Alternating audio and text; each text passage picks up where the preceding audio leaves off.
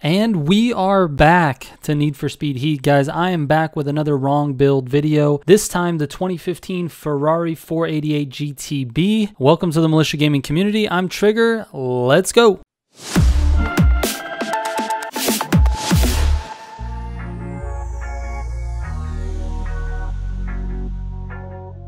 All right, before we get into the video, I just want to mention I stream every Thursday here on YouTube at 8 p.m. Pacific time. That's Thursday, 8 p.m. Pacific time. Most of the time, we're going to be playing some Forza Horizon 5, but we might throw in a Need for Speed stream every now and then. Even if you don't have the game, come hang out with me. You can ask me questions. It does not have to be considered a Forza-only stream, so come in, ask me questions about Need for Speed Heat or anything else. And before we get into the meat and potatoes of this video, we need to shout out an amazing rap artist by the name of Kharrmah. She does raps for Need for Speed Heat and has been doing some things in Forza Horizon 5. But for this video, she's made me an amazing rap for this 488 GTB. I just can't thank her enough for this amazing artwork. It is public, so you can grab it. Just go into the 488 GTB community raps and look for the artist Kharrmah. Also, there will be a link if you want to follow her on YouTube or Twitter. I will have links in the description down below for all her socials. All right, we're back with another wrong build video, and this time we're going back to the old format. I don't have a lot of time to be filming these things on camera, so we've returned to the old format, and I'm going to give you all the same information, but it will be a little bit quicker for you. So let's start out with the most important thing, and that is the fastest engine. For this 488 GTB, we've got the 903 horsepower 3.8 liter V8 hybrid. This engine ran a time of 251.8 on Arian, which actually puts this car in my top 10 for track racing. That's absolutely insane. Now, I haven't tested all the cars yet, obviously, but I'm in the 60s now, so top 10 is quite an achievement. As far as Sonic goes, we were able to run a 239.3, and I think we can run that a little bit faster. I made a couple of little mistakes when recording that time, but again, that puts this car in the company of some of the fastest cars in the game for racing, so that is a positive. I'm very shocked. I'm very happy, actually, that this car did better. Now, the best gearbox for the car is the 7-speed, and the best tires are the race tires. Again, I test every engine, every gearbox, and every tire option for these cars to make sure we've got the best build and the fastest build. Honestly, this car handles very, very well. It reminds me a little bit of the 488 Pista in the way that it feels, but the Pista is just a little bit faster in my opinion. That being said, this car is very competitive with most of the cars in the game, and only the top 5 or 6 cars would beat it consistently. Just a little information about the car: it will cost you $224,000 at the dealership, so it's not even really that expensive to do, but the engine you have to put in it is the most expensive one. It's around $600,000, so your total build will be somewhere around $1 million in total. It will be a great car to run night races on as well, because it's nimble enough to avoid cops and traffic cars while still being fast enough to outrun the police and the AI racers.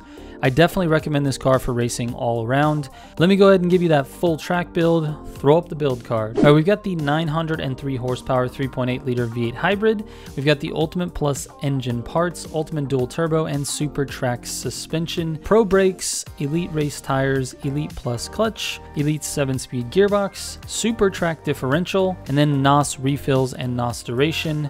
As far as the live tuning goes, you're going to go with steering sensitivity at 0 or default, downforce at +2, that means 2 ticks to the right, traction control off, and drift style on gas. All right, moving on to the next build, we've got a drag build for you. The fastest drag build is basically the track build, but with a couple of changes. Just swap to the 1x15 pound NOS and the Elite drag tires. Then lower your downforce to -5, and everything else for the car stays exactly the same as your race or track build. Go ahead and screenshot this build card so that you can reference it later. Let's move on to the drift build. This car is pretty interesting when it comes to drifting. I actually have 2 builds for you.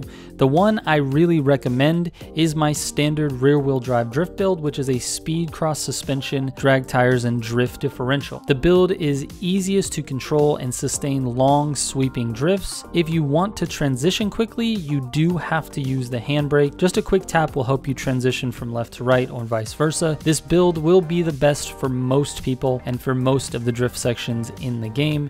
However, the second build is a bit more challenging to drive, but it will reward quite a bit more in terms of score on shorter, tighter drift sections like the one outside the racetrack. That build is the same, but you're going to change to Speed Cross suspension, Elite drift tires, and Sport drift differential. When you test that out for yourself, you will know exactly what I'm talking about. All right, throw up the drift build card and I'll go through the whole thing. So this is for the first build I mentioned. It is the 903 horsepower 3.8 liter V8 hybrid. You've got the Ultimate Plus engine parts, Ultimate dual turbo, Super Speed Cross suspension, Pro brakes, Elite drag tires, Elite Plus clutch, Elite 7-speed gearbox, Pro drift differential, NOS refills, NOS duration, and then of course on your live tuning, you want maximum steering sensitivity and minimum downforce, so that's +5 steering sensitivity, -5 downforce, traction control off, and drift style on gas. All right, lastly, let's take a look at off-road. As always, I test the car's off-road ability by running it through HTV2 and Rumble, and then I add the times together